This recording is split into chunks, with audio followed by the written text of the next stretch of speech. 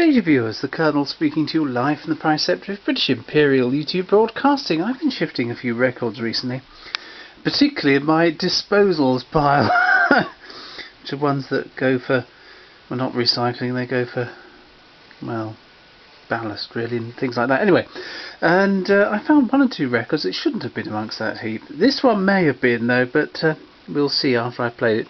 Columbia FB 2214, The Lodger, Thanking You, Parts 1 and 2, a humorous sketch. Greatrex Newman presents The Folderols, Cyril Fletcher, Ernest Arnley, Doris Palmer and William Stevens. We'll turn over halfway through if you haven't all vanished by that point. I might have vanished too. Here we go, viewers. Well, what do you think of my garden, Mr. Parker? Of course, it don't look much of a garden now, but you ought to see it in August. I hope I may have that privilege, Mr. H. Would August bank holiday be a good day? Any day in August, it's a blazer colour. Why, last year, some of my blooms look nearly like what they do on the seed packets. Yes, nature's very wonderful. It's extraordinary how even humble vegetables do just what Mr. Middleton says they will. Did you hear him last week telling us what to do with pests? Yes, and I hope my wife's relations was listening in. These cucumbers seem to be coming along nice, these cucumbers do. Them ain't cucumbers, them's marrows. Nice and healthy too, except for the blight. They look a bit inclined to be on what you might call the small side, though. Small? Lovely. You ought to see Johnson's mallows next door. His are so small as far as have to kneel down to peck 'em. It must be nice to eat vegetables what are the fruit of your own labours, though. Yes, these mallows nicely cooked with white sauce all over 'em. A bit of all right. I suppose they fairly melt in your mouth, as the saying goes. I'll bet they would, but the cats always ruin them before they're big enough to cook. What is this evil song going to be, Mr. H, a rockery? Oh, no, that's nothing. It's where I dug a knoll, but I couldn't get all the dirt back again. You couldn't have dug the hole deep enough. Mr. Parker! Mr. Parker! Yes, Mrs. H. There's a gentleman called to see you. A gentleman to see me, Mrs. H. Who might it be? Oh, I didn't catch the name very well, but it sounded like mutton. He's sitting by the fire. Good, I don't like cold mutton. Bring him out here, and then he can help with the weeding. Now, you'd better come on in. It's going to rain. I hope not. I want to water the garden. I'd better ascertain what the gentleman requires. Let's go in. Am I looking quite respectable? Oh, yes. Here, have a flower for your buttonhole. Look, there's a nice rose hanging over the fence from next door. Thanks, Mrs. H. I read a lovely poem once about a rose. It said, I'll go to sing about a rose. About a rose I'll go to sing. A finer thing there seldom grows. There seldom grows a finer thing. Oh, I think that's ever so beautiful, Mr. Parker. Sounds a bit too highbrow for me. I like the one about the young lady from Gloucester. That'll do, Henry. Come on in, both of you. This is the gent what wants to see you, Mr. Parker. Mr. Mutton. Button's the name. B for Button. Oh, of course. What's your press of the telephone box? Are you Mr. Percy Parker? Yes. The son of Ferdinand and Penelope Parker? Yes, thanking you. I am Mr. Button, of Button, Button, Button and Zipper. He'll be the top button. I'm a solicitor, Mr. Parker, and I've called professionally. Don't admit nothing, Mr. Parker. Whatever it is, I'm sure he never done it. My conscience is crystal clear. So might I inquire what it is you wish to see me about regarding? I believe you had an Uncle Obadiah who formerly resided in Upper Tooting. Yes, speaking from memory, there was a relative of that name and address. Be careful, Mr. Parker. Don't admit nothing you'll be sorry about after. I trust this relative has not besmirched the fair name of Parker. Oh, no, Mr. Parker. Your Uncle Obadiah has departed this life. That's what I've come to inform you. There now. He died in Potchersdorp. Oosdorp? Potchersdorp? It's in South Africa, in the Hottentot country. What's a Hottentot? Don't be so ignorant. It's a bloke what plays for the Ottenham Top Spurs.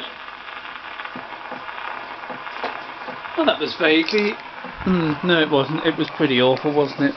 Oh, well, on to the other side.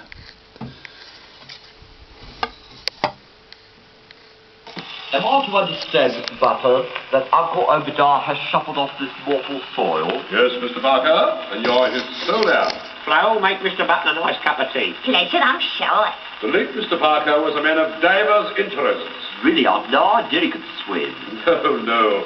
To begin with, he'd an ostrich farm near Johannesburg. Since quite a lad, I have always wanted to go to Johannesburg. Let's all go to Johannesburg. Oh, no, I'd rather go to Southend. In normal times, the ostrich farm should be worth approximately £50,000, shall we say? Yes, let's say £50,000, thinking you. Flo, cut Mr. Button a slice of cake. Pleasure, I'm sure. And then there's the diamond mine in Kimberley. Since quite a lad, I have always wanted to go to Kimberley. Let's all go to Kimberley. Are these holidays with pay?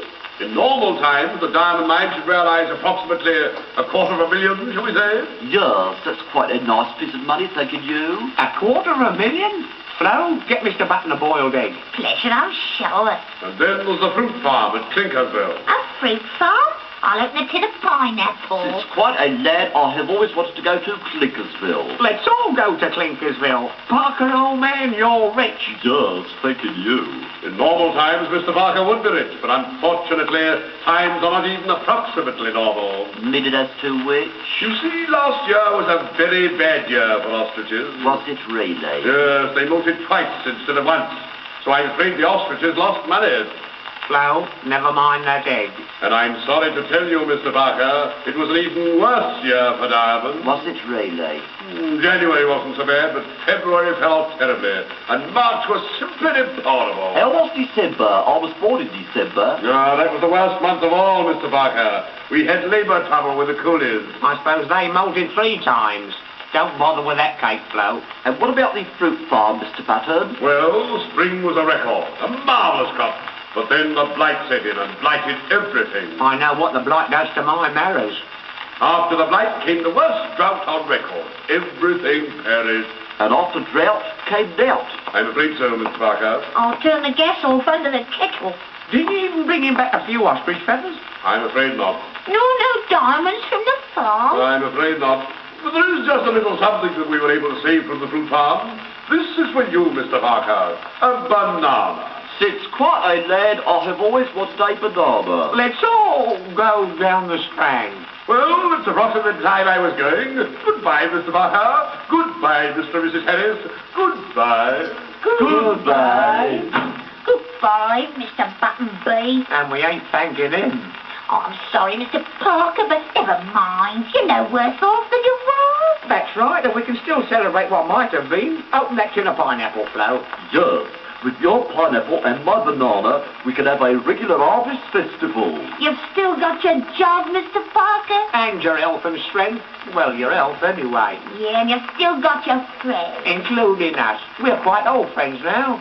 Yes, and as the saying goes, old friends are a man's best friend is his dog. Yes. Thanking you. Yes. Well, for those few of you who have survived that recording, it's strange, isn't it? Do you think of Bill Haley and people like that who revolutionised popular music and got rid of all the old rubbish that was hanging about before? Well, you think of things like Beyond Our Ken and Round the Horn, got rid of stuff like that. Oh, well, I suppose it's historically interesting, dear chap. Thank you and goodbye.